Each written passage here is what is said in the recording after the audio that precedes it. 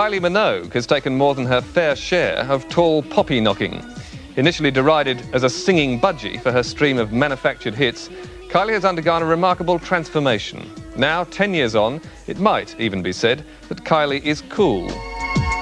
I am the real thing. It's a real power thing, someone being that small, but that sexy, but that vulnerable, but that in command. I mean, it really is an interesting thing. Well, she's a kind of dream of sex. The nasty smells and fluids have sort of been antiseptically removed somewhat. She doesn't hang her dirty laundry out in public, as my mum would say. There's an erotic pull to it, but it doesn't seem to lead to any of the messiness. But no one can say the bird doesn't work. She's a grafter. Clever girl. After 15 years' toil at the coalface of pop, Kylie Minogue is at the peak of a spectacular career of reinvention. Tonight we take a closer look at the many incarnations of Ms. Minogue. The chameleon like Kylie.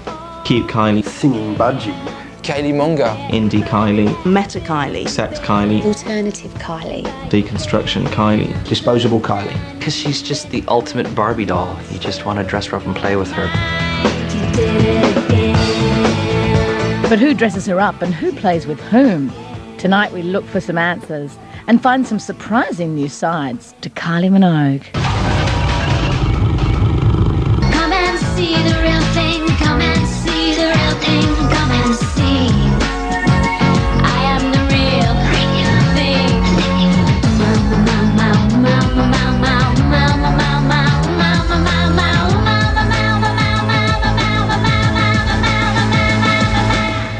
The returning boomerang, or Kylie, was not used as a weapon, but simply as a plaything for sport.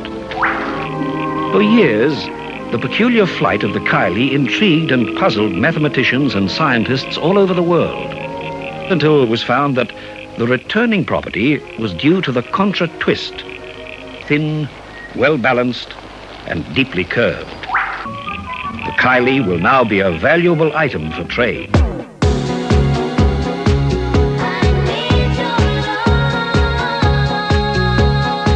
Today, a Kylie is still a deeply curved object of value that always comes back. They've even tried to clone her in the latest incarnation of a career that began somewhere called the 80s in a land far, far away.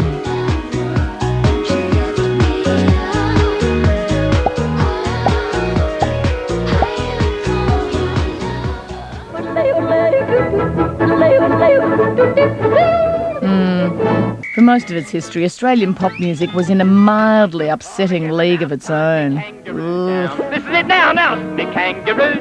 But in 1986, this was all about to change, thanks to a fictional band featuring soap stars, a second-hand synthesizer, and some very scary haircuts.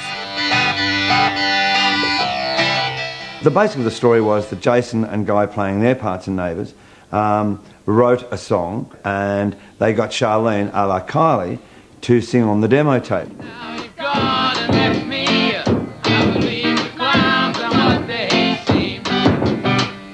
mean, we're always on the lookout for new talent, and thanks to Scott here, we might just have struck gold with you. Me? You want me? That's right. I could be a singer. It's great. I don't believe it. In retrospect, it was art imitating art, you know. One more for me, all right? By this stage, the real-life Kylie had taken her first tentative steps towards a singing career, thanks to Young Talent Time, a show for hormone-crazed adolescents fronted by her kid sister. The irony of Young Talent Time was that Danny was the one who went into that first and became a star, you know, on Australian screens every Saturday night. She was the one, and when Kylie was introduced to it, it was, you know, here's Danny's big sister, Kylie. I was listening to some of the people from Network 10 talking about her the other day. She's developed into a fine young actress, isn't she? What's she doing now? She's got a part in Neighbours. In Neighbours. But as time went on and Kylie became a TV star at the same time, the roles changed slightly and Kylie became the star.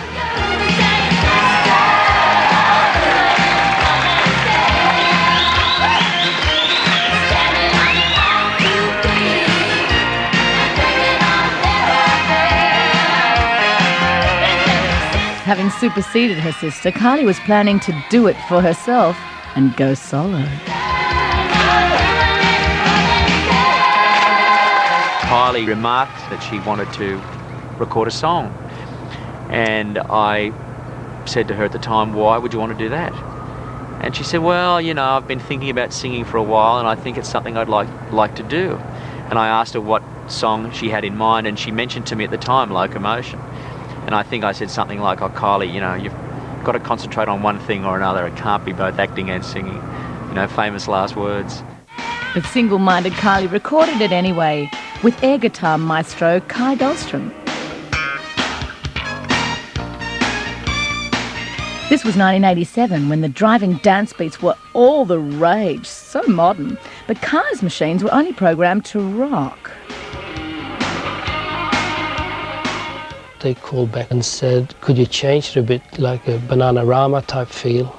And I said, no, I can't, because I haven't got the equipment to do that. And they took it to Mike Duffy.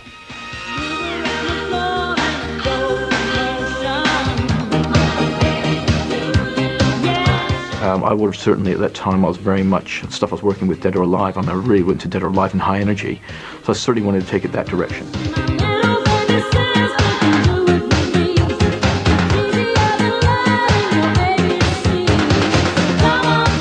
The Locomotion was a huge Australian smash.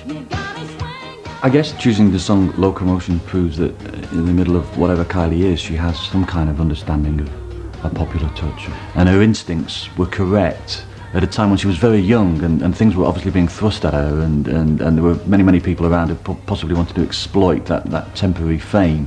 But within that, she had enough instinct to cope with it and drive it in a way that in the long run has been good for her.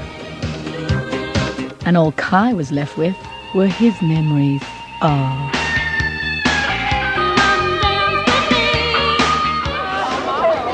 Meanwhile, 19-year-old Kylie was summoned to London to work on pop's most ruthlessly efficient production line, where they almost forgot to record the biggest-selling single of 1988. She'd been in the country for 2 weeks, as I understood it, and she was in the hotel, waiting for a call. I'd gone to Manchester for a day, and Mike Stopp called me. And I said, Pete, have you forgotten to tell me something? And he said, oh. You know, and I said, well, you know, you'll have to tell her to go and come back. All we were thinking was get her on the tape, get her on the plane, and worry about what we've got afterwards. It took 40 minutes for the discussion to happen and for the song to be written. When I analysed it, I remembered a phrase, if you're lucky at cards, you're unlucky in love. And I don't want this to sound too intellectual, but we had to reason with ourselves as to what she was and where we were going and what we could possibly do, what are the parameters. In fact, I Should Be So Lucky came out because it actually is saying she's not that lucky in love. It's actually a sad song.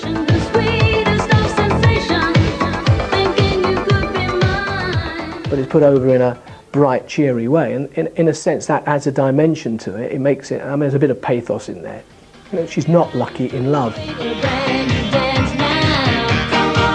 Soap star Kylie had become pop star Kylie, but she needed a new image, which turned out to be exactly the same as her old one. Nice. The brief was actually more make her the girl next door, make her, you know, not too risque, and, you know, so that 10-year-olds will like her as well, and parents won't be offended by her. And she definitely wasn't to be the next Madonna. With stylists in two hemispheres, a battle for control of Kylie's image commenced. We'd done, you know, X number of photo shoots, and we'd send them over to the UK, and sometimes PWL didn't like them at all, and would say, oh, you know, you've got to reshoot this and reshoot that, and we don't like this and we don't like that. And, you know, got my goat once in a while. Oh, in the case of the first album cover, it looks like the goat got the hat. I just look at it and go, what were we thinking? Oh my God. When the record cover came out with the hair out of the hat, I felt like I could have the last laugh.